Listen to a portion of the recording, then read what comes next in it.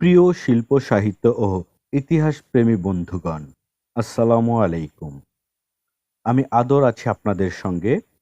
আজ আপনাদের সামনে তুলে ধরব বাংলা সাহিত্যের অন্যতম সেরা উপন্যাস কপালকুণ্ডলা বইয়ের সারসংক্ষেপ গঠনমূলক আলোচনা।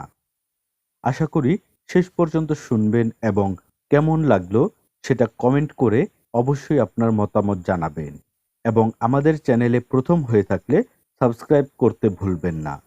তবে আর দেরি না করে চলুন শুরু করা যাক কপালকুণ্ডলা উপন্যাসের সারসংক্ষেপ আলোচনা। কপালকুণ্ডলা উপন্যাস ১৯ শতকের গোড়াতে বাংলা গদ্য সাহিত্যের নবযুগের সূচনা করেন বঙ্কিমচন্দ্র চট্টোপাধ্যায়। বাংলা সাহিত্যের প্রথম যুগের অন্যতম শ্রেষ্ঠ উপন্যাস কপালকুণ্ডলা তার সৃজনশীল প্রতিভার উজ্জ্বল নিদর্শন। এটি বাংলা সাহিত্যের দ্বিতীয় সার্থক উপন্যাস হিসেবে স্বীকৃত এবং এর বুননশৈলী ও ভাবগম্ভীরতা একে রোমান্টিক ও রহস্যময় সাহিত্যকর্মের উচ্চ আসনে প্রতিষ্ঠিত করেছে। বঙ্কিমচন্দ্রের দ্বিতীয় উপন্যাস কপালকুণ্ডলাতে ইতিহাস প্রাধান্য না পেলেও এখানে ইতিহাস এসেছে কাহিনী নির্মাণের সহযোগী উপকরণ হিসেবে। এটি মূলত কাব্যধর্মী রোমান্টিক উপন্যাস।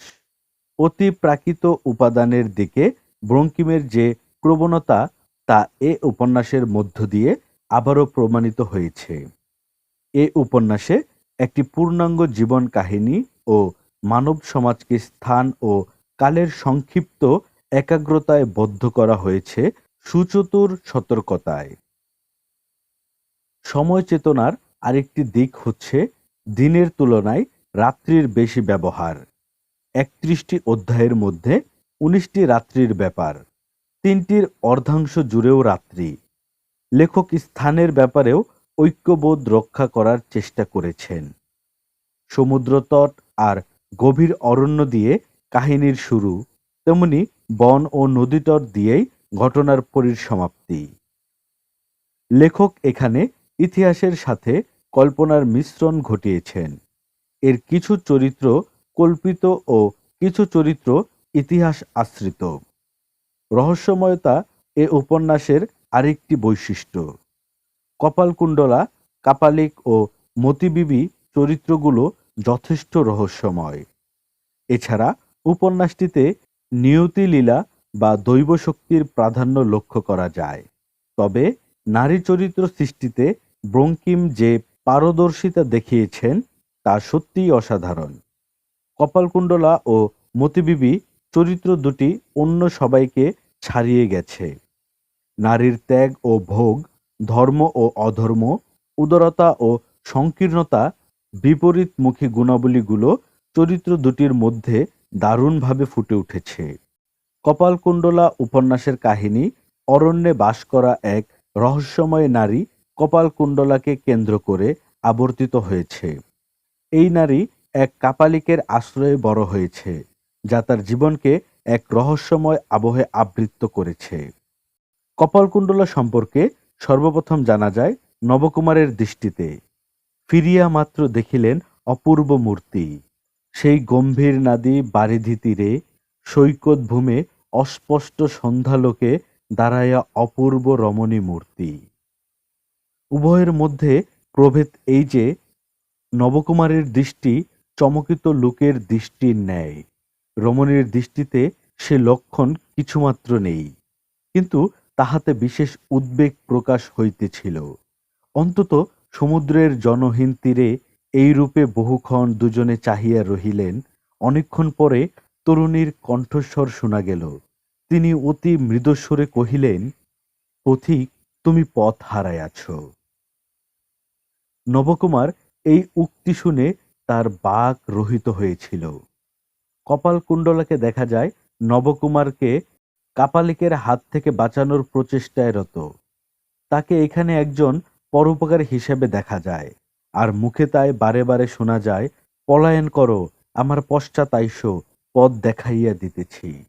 কপালকুণ্ডলা নবকুমারকে দেবতার সেবক অধিকারীর কাছে রেখে আসে, কিন্তু অধিকারী শকুন্তলাকে নবকুমারের সাথে বিয়ে দেয়।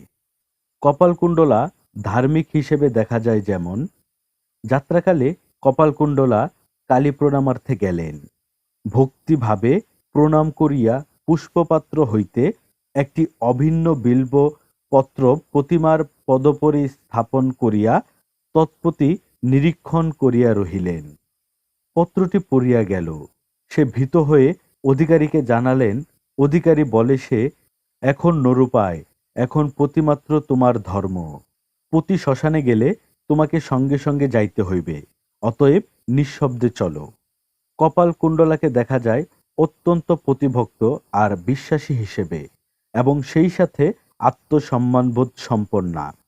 এর প্রমাণ দেখা যায় কপালকুণ্ডলা যখন নন্দিনীর জন্য ঔষধ অনুসন্ধানে যাচ্ছিল, তখন রাত বলে নবকুমার তার সাথে যেতে চায়।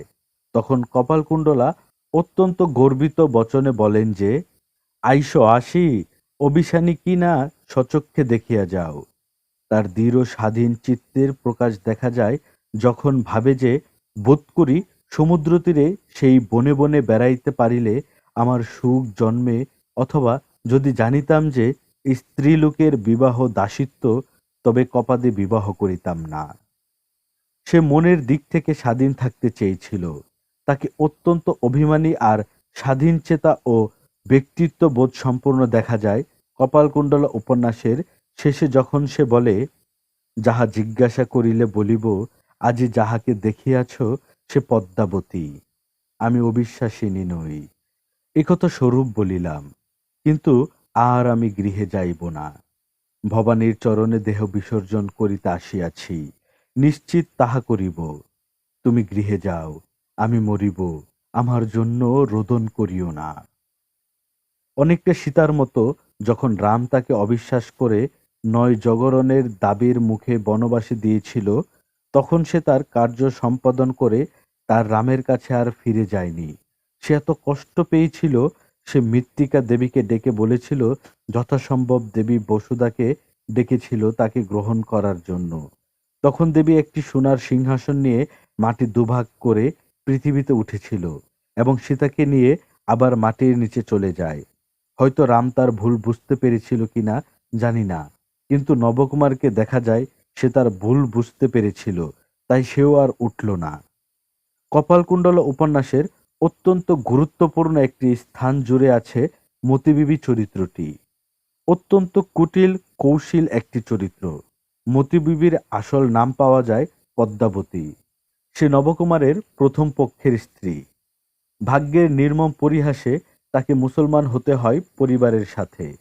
ফলে সে হিন্দু রীতি অনুযায়ী জাতিভ্রষ্টা হয়ে যায় তার পরিবার সহ।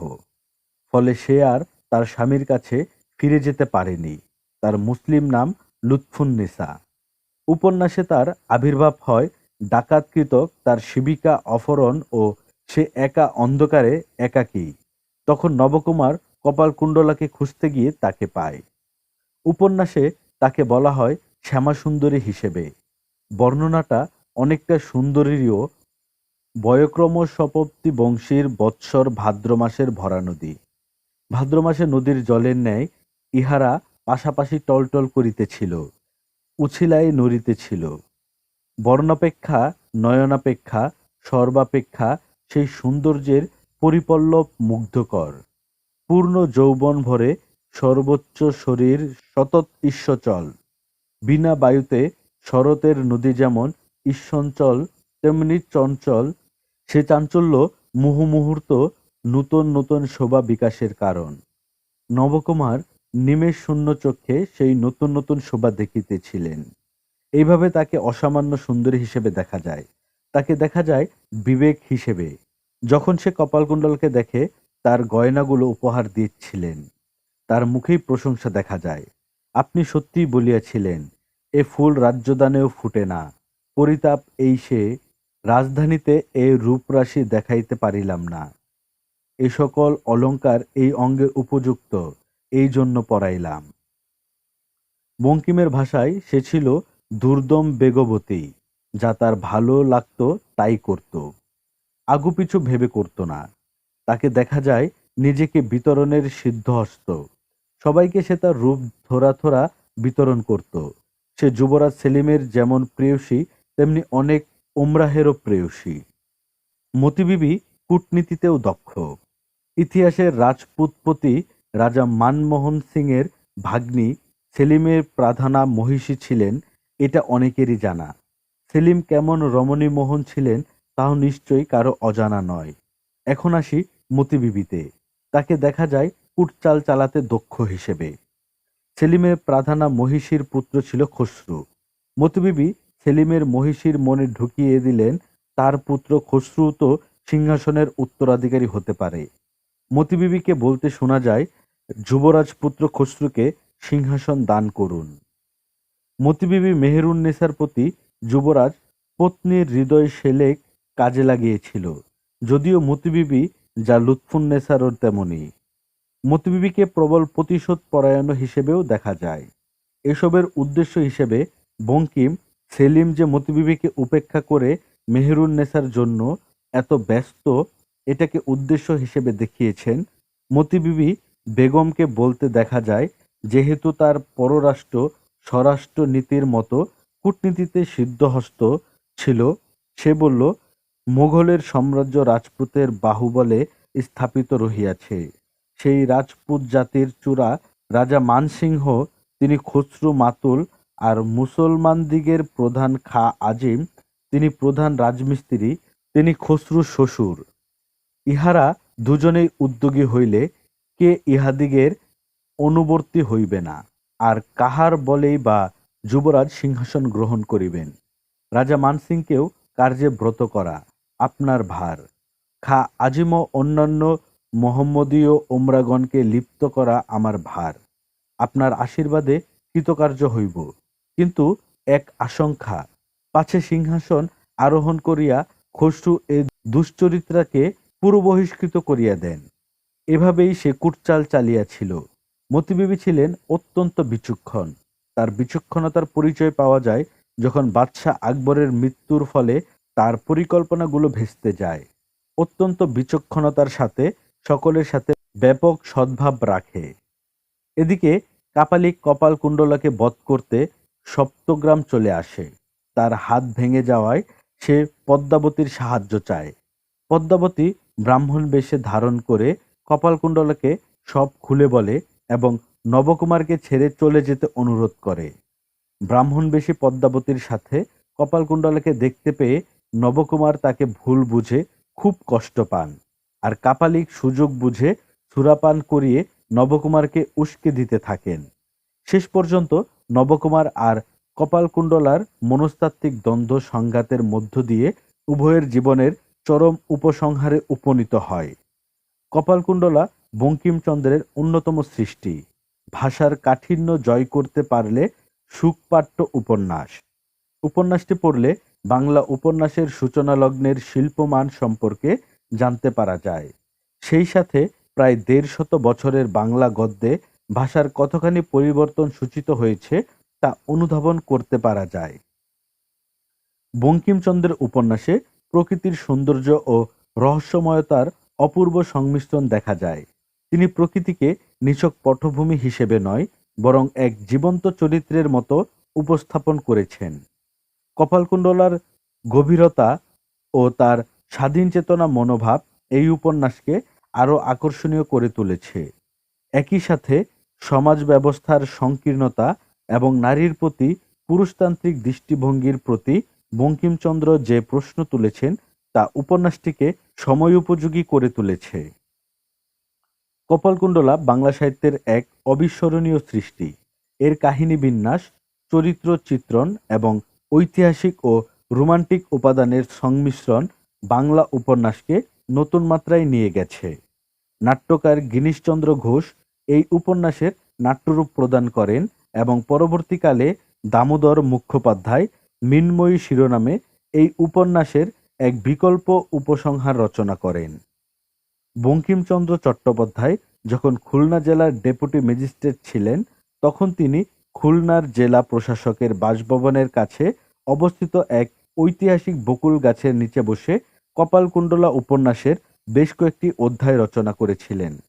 পরবর্তীকালে এই গাছটি কালবৈশাখী ঝড়ে নষ্ট হয়ে যায়, তবে তার সাহিত্যিক ঐতিহ্য আজও অক্ষুণ্ণ রয়েছে।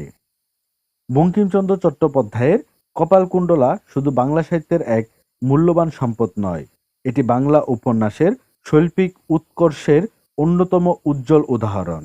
এই উপন্যাসের কিছু অবিস্মরণীয় উক্তি বাংলা ভাষায় সুভাষিত উক্তি রূপে বহুল ব্যবহৃত ও চর্চিত হয়। যেমন: ১. তুমি অধম, তাই বলিয়া আমি উত্তম না হইব কেন? ২. পথিক, তুমি পথ হারাইয়াছ। ৩. যাহাতে জগদীশ্বরের হাত, তাহা পণ্ডিতে বলিতে পারে না। ৪. ক্ষেত্রে বীজ রোপিত হইলে আপনিই অঙ্কুর হয়। ১৯৩৩ সনে প্রেমাঙ্কুর আতর্থীর পরিচালনায় কপালকুণ্ডলা চলচ্চিত্র নির্মিত হয়। এতে অভিনয় করেন উমা শশী, দুর্গাদাস বন্দ্যোপাধ্যায়, মনোরঞ্জন ভট্টাচার্য, মলিনা দেবী, নিভানা দেবী, অমর মল্লিক, অমূল্য মিত্র প্রমুখ। ২০১৯ সালে ভারতের স্টার জলসায় কপালকুণ্ডলা ধারাবাহিক সম্প্রচার শুরু হয়। এটি রাজ চক্রবর্তী দ্বারা নির্মিত। বঙ্কিমচন্দ্র চট্টোপাধ্যায় ১৮৩৮ থেকে ১৮৯৪ বাংলা সাহিত্যের অন্যতম শ্রেষ্ঠ ঔপন্যাসিক ও সাহিত্যিক। তিনি আধুনিক বাংলা উপন্যাসের পথিকৃৎ হিসেবে পরিচিত। ১৮৫৮ সালে কলকাতা বিশ্ববিদ্যালয় থেকে বিএ পাশ করে ব্রিটিশ সরকারের অধীনে ডেপুটি ম্যাজিস্ট্রেট হিসেবে কর্মজীবন শুরু করেন। তার সাহিত্যকর্মের মধ্যে দুর্গেশ নন্দিনী ১৮৬৫ বাংলা ভাষায় প্রথম ঐতিহাসিক উপন্যাস হিসেবে গুরুত্বপূর্ণ। আনন্দমঠ ১৮৮২ উপন্যাসের বন্দে মাতারাম গানটি ভারতের জাতীয়তাবাদী আন্দোলনে বিশেষ ভূমিকা রাখে। অন্যান্য জনপ্রিয় উপন্যাসের মধ্যে রয়েছে কপালকুণ্ডলা ১৮৬৬, মৃণালিনী ১৮৬৯, চন্দ্রশেখর ১৮৭৭ ও রাজসিংহ ১৮৮১ সালে প্রকাশ হয়। তিনি সাহিত্য চর্চার পাশাপাশি ধর্ম ও দর্শন নিয়েও লিখেছেন। তার কৃষ্ণ চরিত্র গ্রন্থ হিন্দু ধর্ম ও ঐতিহ্যের গভীর বিশ্লেষণ প্রকাশ করে। বাংলা ভাষাকে সহজ ও সমৃদ্ধ করার ক্ষেত্রে তার অবদান অনস্বীকার্য। তিনি এমন এক সময় বাংলা সাহিত্যকে সমৃদ্ধ করা শুরু করেছিলেন যখন বাঙালিরা সবেমাত্র উচ্চশিক্ষার দিকে গভীর মনোযোগ দিচ্ছে। ১৮৯৪ সালের ৮ই এপ্রিল তিনি প্রয়াত হন। তার সাহিত্যকর্ম ভারতীয় জাতিসত্তা গঠনে অসামান্য অবদান রেখেছে এবং আজও পাঠককে অনুপ্রাণিত করে। প্রিয় বন্ধুগণ, আমাদের আলোচনা কেমন লাগলো কমেন্ট বক্সে আপনার মতামত জানাতে ভুলবেন না। ভালো লাগলে একটি লাইক দিবেন এবং আপনার সাহিত্যপ্রেমী বন্ধুদের মাঝে শেয়ার করে দিবেন। আমরা এই ধরনের গল্প প্রতিনিয়ত আপলোড করে যাচ্ছি। আপনি যদি আমাদের চ্যানেলে নতুন হয়ে থাকেন তাহলে আমাদের চ্যানেলটি সাবস্ক্রাইব করে পাশে থাকবেন। আজকের মতো এখানেই শেষ করছি। সবাই ভালো থাকবেন, সুস্থ থাকবেন, সুন্দর থাকবেন। আল্লাহ হাফেজ।